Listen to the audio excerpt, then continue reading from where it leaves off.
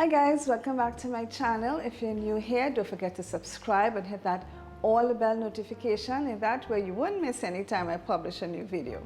Also to mention, I started a new YouTube channel, laurafordesvideos too. So be sure to go across there, check it out, and of course don't forget to subscribe over on that end as well. Alright, so what are we going to be making today? Well, today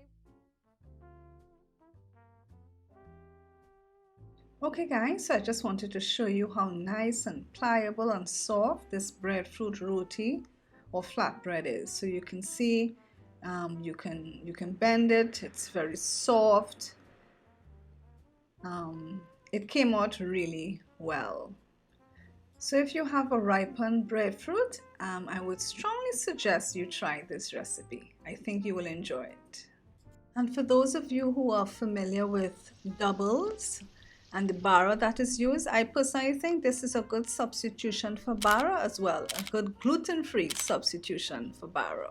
And for those of you who are wondering what is bara, bara is simply a fried flatbread that is made with regular flour. You can check the link in the description for a recipe I did on making bara using regular flour.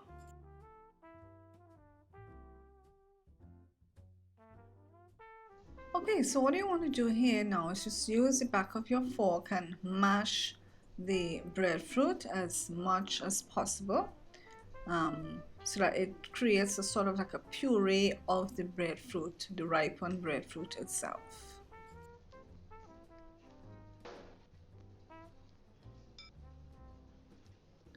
Okay, so I'm just adding my breadfruit now to my mixing bowl.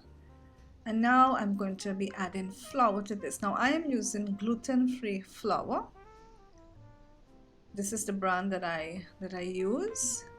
And I will be adding 1 cup of this gluten-free flour to the ripened breadfruit. I'm also going to add a half a teaspoon of sea salt. Alright, so now we're going to use our hands to help to combine everything. And what we will be doing is adding a little water at a time. We're just going to add a little water because we would add the water and then we try to form it into a dough you know, ascertain whether we need to add more or not. So just keep on adding the water, keep on kneading your dough until it forms into a ball.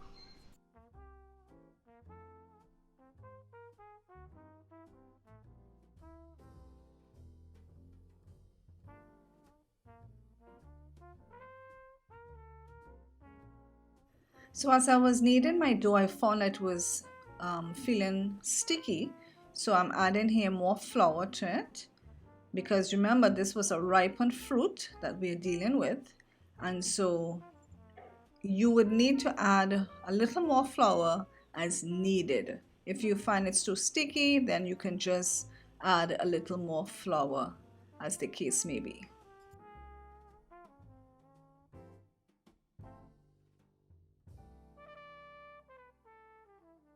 Again here I decided to add a little more flour because I wanted it to be just a little more dry and not so sticky.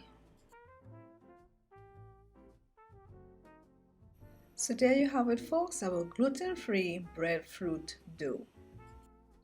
Now we're going to form these into smaller balls because I'm going to be using my tortilla press in order to press out these rotis or flatbreads, and using my flat plate in order to cook it. Okay, so here I have my tortilla press and I have a plastic that I've put in between, and that's just a freezer bag that I use as scissors and I cut down the sides. Now because this is a fruit we're dealing with and it's soft and sticky, we would need to oil it, otherwise when we press it out it will stick. So if we don't want it to stick, I'm just, as you can see here, I'm just putting a little bit of coconut oil on the plastic so that when I press it, it will be easy for me to remove it from the plastic.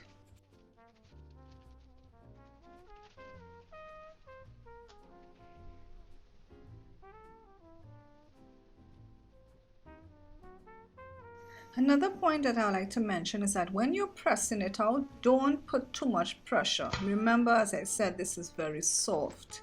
If you press it too hard, it will become so thin that you will not be able to remove it from your plastic. So just put very light pressure. This is not it's not firm. So you don't need to press it very hard. Otherwise, you will not be able to peel it off like you see that I was able to do there. Okay, so I'm adding a little oil to my flat plate now, and I'm just going to spread it around, and then I'm going to lay my breadfruit roti in order to cook.